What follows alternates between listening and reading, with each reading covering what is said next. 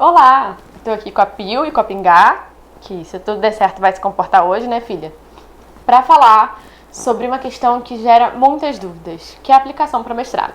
No último vídeo, eu entrei em detalhes sobre a escrita do projeto de pesquisa, mestrado e doutorado, e nesse de hoje eu vou falar as principais dúvidas que surgem sobre a aplicação para o mestrado e como é que ela funciona. Então vem comigo tirar essas dúvidas e solta a vinheta.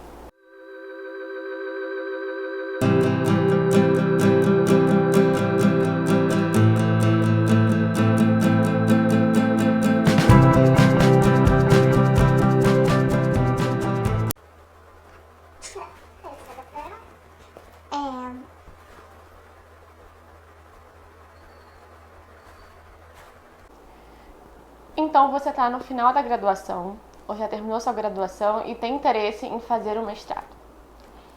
Mas nem sempre a gente tem a resposta de como funciona a aplicação, como aplicar, para onde aplicar, o que fazer. A gente termina a graduação e fica nessa, o que eu faço para aplicar para o mestrado?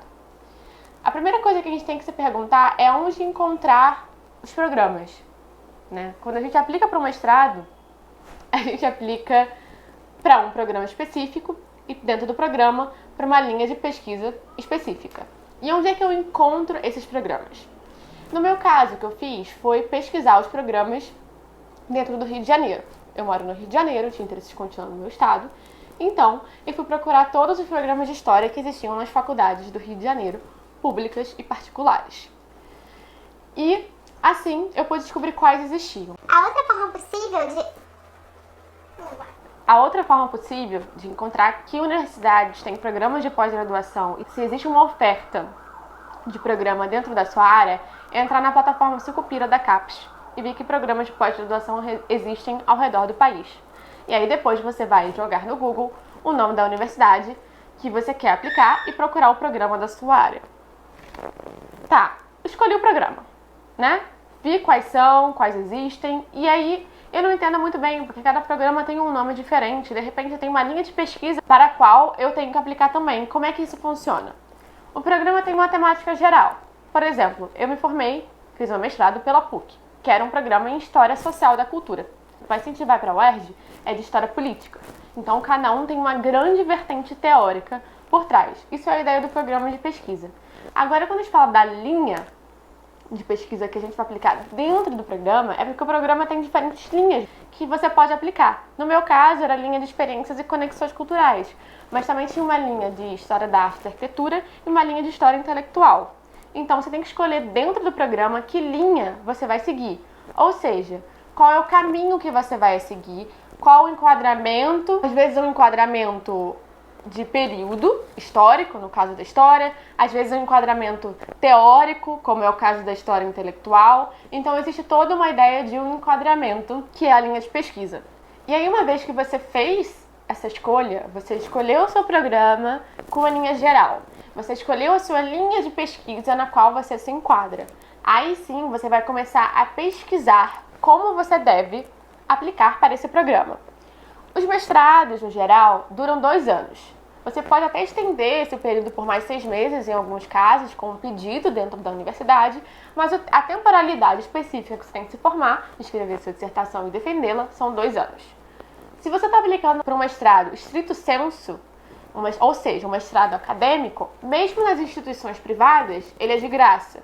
E você tem a possibilidade de receber bolsas da CAPES, do CNPq, no caso do Rio de Janeiro da FAPERJ, no caso de São Paulo tem a FAPESP também, então desses órgãos estaduais e órgãos federais de pesquisa.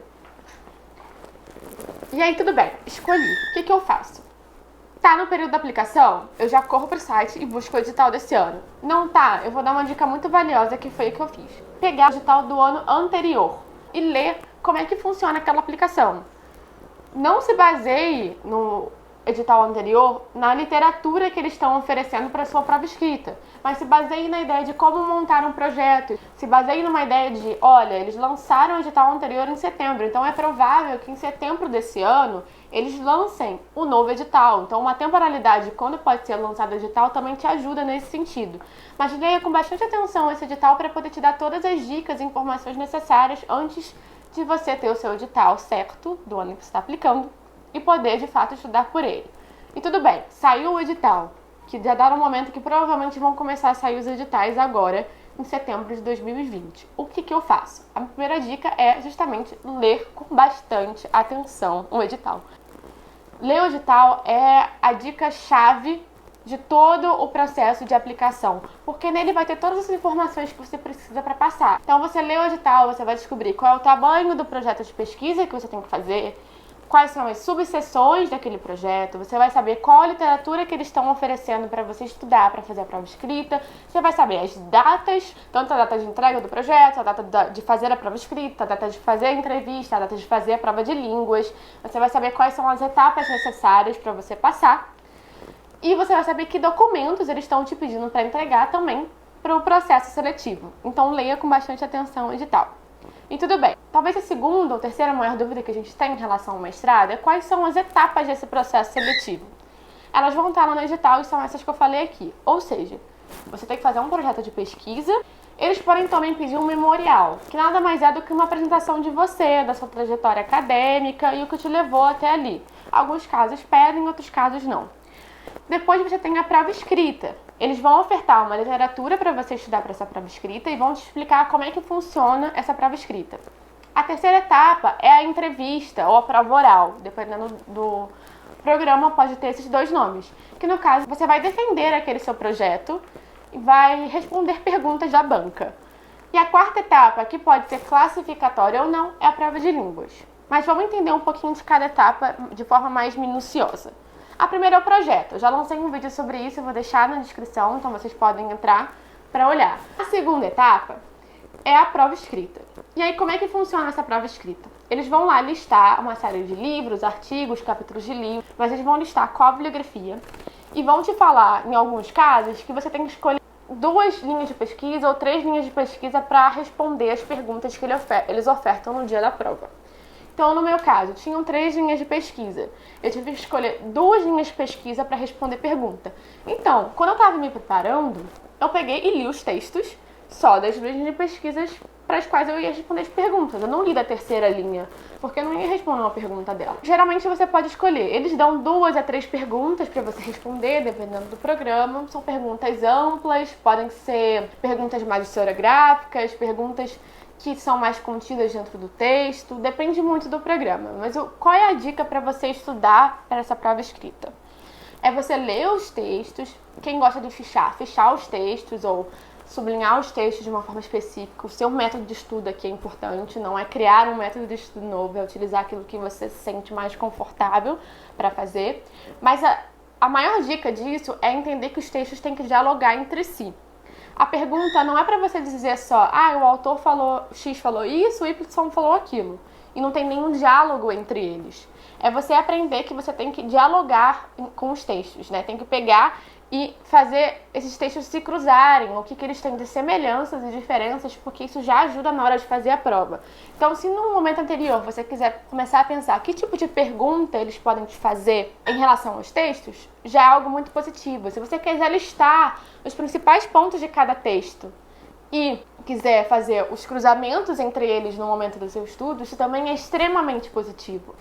Na prova oral, né, ou na entrevista, o que eles vão fazer é basicamente falar sobre o seu projeto de mestrado, né? Então eles vão te fazer perguntas sobre coisas que não ficaram tão claras no projeto, vão te pedir para explicar uma coisa ou outra. Eles vão te perguntar por que você quer ir para aquele programa.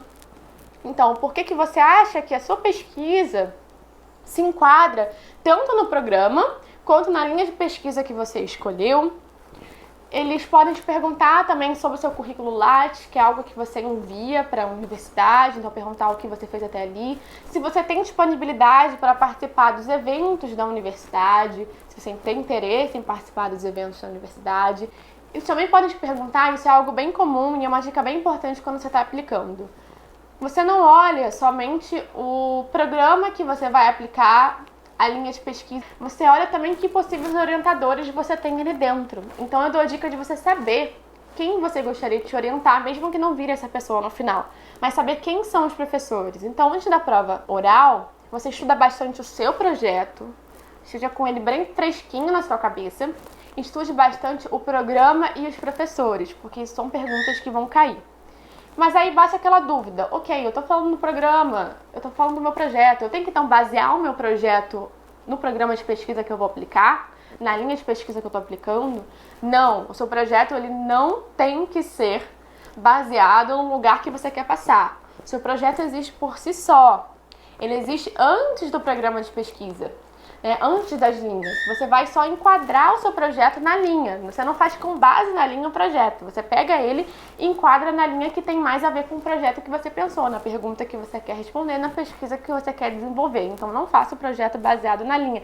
Mas entenda que uma vez que ele está relativamente pronto, você vai enquadrar ele em alguma das linhas de pesquisas do programa que você escolheu. E aí nós temos a última etapa, que em alguns casos é classificatória, alguns não, mas em geral ela indica se você vai receber bolsa, CNPq, CAPES, FAPESP, qualquer outro órgão do governo, que é justamente a prova de línguas. A prova de línguas você pode escolher, alguns lugares pedem só uma língua, no mestrado, no doutorado geralmente são duas, então eles ofertam inglês sempre, espanhol nem todos os lugares têm, italiano, francês, alemão, são línguas existentes que você pode escolher para fazer a prova de línguas. E aí, em geral, eles vão te ofertar um texto pequeno, às vezes um parágrafo, às vezes uma página. E aí você vai ter que ler aquele texto, traduzir aquele texto para o português. E em algumas outras vezes responder uma pergunta ou mais sobre aquele trecho que você leu. O texto geralmente tem a ver com um pouco com o que você vai estudar. Então, se é de história, é um texto de um autor de história, né? Não é algo completamente fora do campo. E é bom manter em mente também que, ao formular um problema, ele não pode ser um problema fraco, que isso vai ser observado pela banca. Então, na hora de formular qual é a sua grande pergunta, tenha bastante cuidado com o que você está fazendo. A minha dica, e foi o que eu fiz um pré-projeto, vamos dizer assim. Eu fiz um pré-projeto que tinha as subseções, e aí no problema, ao invés de eu escrever qual era o problema, eu fiz a pergunta, eu escrevi a pergunta e pensei, essa pergunta tá boa, reformulei a pergunta incansavelmente até sentir que ela era uma boa pergunta de pesquisa. E ao invés de eu escrever tudo bonitinho, eu fiz em tópicos. Então, o que eu vou falar na introdução? Tópicos. Qual é o meu objetivo? Tópico. Qual é o meu objetivo específico? Tópico. Que autores eu vou utilizar para falar do quadro teórico, de que forma? Tópicos. E aí depois eu desenvolvi a escrita. E o último ponto é pensar que isso é uma etapa. É você sentar com calma e pensar bem o que você está fazendo. Não se afobar para fazer um projeto. Não se afobar para estudar para a prova. Não se afobar com a prova oral. É difícil, mas ao mesmo tempo é possível. É pensar que se a gente sentar e estruturar um planejamento do que a gente quer fazer, é muito possível passar numa seleção de mestrado. Também é pensar que eu conheço um amigo que aplicou para aquele mesmo programa e que passou, que está naquele programa fazendo um mestrado, um doutorado. Pede para esse seu amigo o projeto dele, pergunta, você pode compartilhar comigo só para eu ter uma ideia do que eles estão esperando? Ou eu posso compartilhar com você o meu projeto para você dar uma lida e me dar um feedback do que eu estou esperando? Ou falar com o professor da sua graduação, explicar que você quer aplicar para o mestrado. Será que ele pode te ajudar a dar uma lida no seu projeto, te dar umas dicas? Ou até mesmo entrar em contato com o professor que você gostaria que te orientasse no mestrado e conversar com ele sobre o programa. Falar, eu gostaria de marcar uma reunião com você, é possível? Você poderia me dar algumas dicas? Você tem interesse em um projeto como esse? Então, não hesitar em falar com pessoas. Porque falar com pessoas e compartilhar o seu trabalho é a forma mais rica de você ver que aquilo que você está fazendo está bem feito, está bem coeso e que é possível de você passar no mestrado se você passou por todas as etapas com as notas necessárias. Então, é isso, gente. Qualquer dúvida, falem comigo, podem deixar comentário aqui. Não se esqueçam de curtir o vídeo, se inscrever no canal, compartilhar para os amigos e para os inimigos e continuarem dialogando comigo. Se tiverem interesse em saber mais alguma coisa sobre história, é só me deixar um comentário aqui e me seguir nas redes sociais. No Instagram eu sou @historize.c, no Facebook também. E agora eu criei um Twitter que ainda não está muito utilizado, mas será no futuro, que é historize_c, tá bom? Tchau, tchau, gente, e até a próxima. Filha, você pode parar, filha? Vai destruir meu brinco. Vai destruir o brinco da mamãe, não. E... Pingado, filho! Pelo amor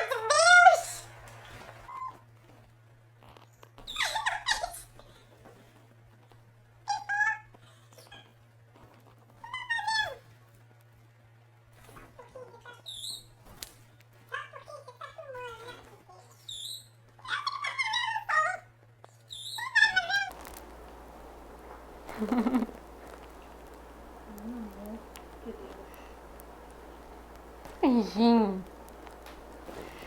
Beijinho. Tá saindo, filho. Tá indo embora.